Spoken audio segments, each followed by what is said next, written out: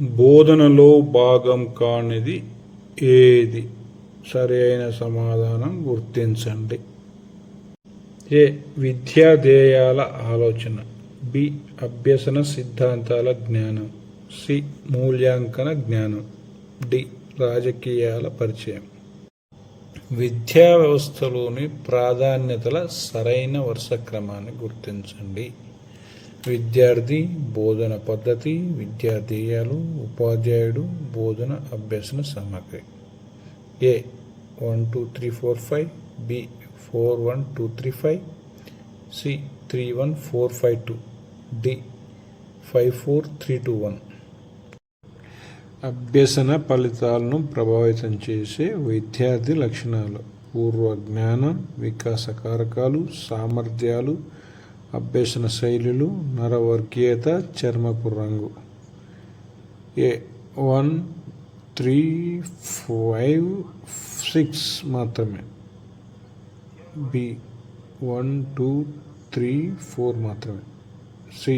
1 2 3 4 5 మాత్రమే. డి. 1 2 3 4 6 మాత్రమే. కింద ఇచ్చిన వాటిల్లో బోధనను ప్రభావితం చేయనిది. ఏ. ఉపాధ్యాయుని విషయ పరిజ్ఞానం.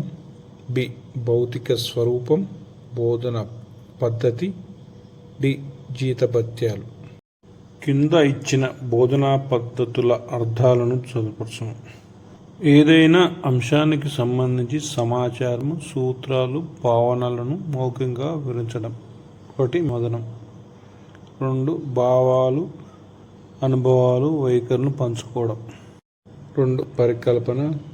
సి. తీర్పు చెప్పకుండా వీలైనన్ని భావాలను ఉత్పత్తి చేయడం. 3. ఉపన్యాసం. డి. సామాజిక పరిశ్రమలో హృదయపూర్వకంగా చేసే ప్రయోజనాత్మక కృత్యం. 4. సహకారం. 5. చర్చ. కోర్స్. ఏ BCD. A1 B2 C3 D4. B 3 5 1 2. C 5 4 3 2. D 3 4 1 2.